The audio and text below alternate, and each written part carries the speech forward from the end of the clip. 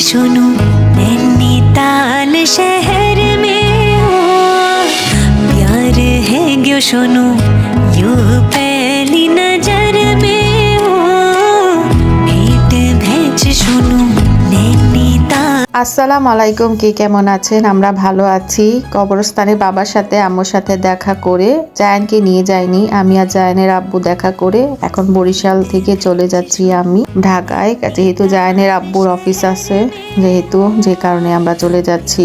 কারণ এখানে এসেছিলাম, এর আগেও বলেছিলাম, বাবার আর আম্মুকে দেখতে খুবই ইচ্ছে করছিল আমার। আর জায়ানের আব্বুর কবরস্থানে যাওয়ার জন্য মনটা পড়ে গিয়েছিল আমার আর জায়ানের আব্বুর, যে কারণে আমাদের আশা বরিশালে। আর কিছু কাজ ছিল, এর আগেও বলেছিলাম। আর এবার কেন যেন আমার বরিশালে একটুও মন টিকে নেই, ভালো লাগেনি। শুধু আমার না, জায়ানের আব্বুরও ভালো লাগেনি বলতে ভালোবাসার কোনো ত্রুটি ছিল না, সবাই আমাকে আদর করেছে, আমাদের সব দিক দিয়েই ঠিক আছে। খারাপ লেগেছে বলতে আসার পর বাবাকে আর আম্মুকে দেখিনি প্রথমত, আর কেন যেন এত কষ্ট লাগতেছিল যে ঘরে মন টিকতেছিল না। একটু পরপর বাইরে বের হয়েছিলাম ঘুরতে, তারপরও বাইরেও মনে শান্তি লাগতেছিল না।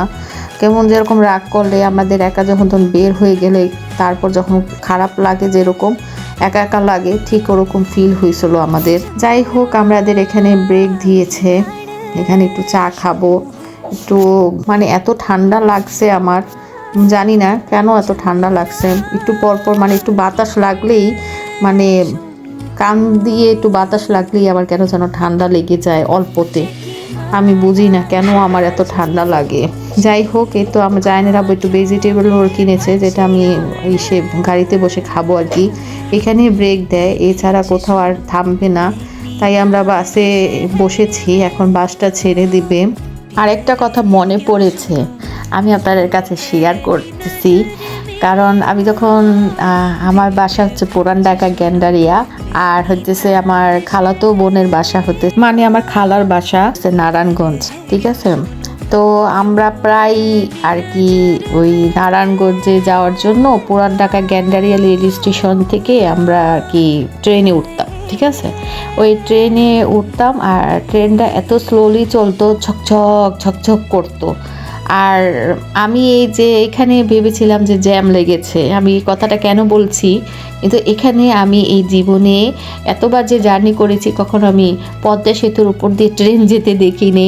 এই ফার্স্ট টাইম আমার মানে বাচ্চাদের মতন আনন্দ লাগতেছিল, যে ট্রেন মনে হয় সেই আমাদের সেই পুরান ঢাকার যে আগের যে ট্রেনগুলো ঝকঝক করে চলে, ঠিক ওরকম ট্রেন হবে। এখন ট্রেন দেখে তো আমি পুরো অবাক হয়ে গেছি, এত জোরে এত স্পিডে চলতেছে ট্রেন দেখে তো আমার অনেক স্বাদ জেগেছে যে এবার অবশ্যই যদি কক্সবাজারে যাওয়া যায় তাহলে খারাপ হয় না এই ট্রেন দিয়ে। জায়ানের আব্বু তো হাসতেছে। যাই হোক, আমি চিন্তা করেছি এবার আমি ট্রেন দিয়ে যাব, কক্সবাজারে যাব। এই চিন্তা করতে করতে এসে পড়েছে ভাঙ্গার পর চলে আসতেছি বাসায়। এসব মানে প্ল্যান করতে করতে কবে যে যাব, কক্সবাজার যাওয়ার খুবই ইচ্ছা আছে, অবশ্যই যাব। আর এই তো আর কিছু ভিডিওটা বাড়ালাম না, আজ এই পর্যন্ত। কোনো এক সময় নতুন কিছু নিয়ে আবারও আসবো। আর আল্লাহ হাফেজ।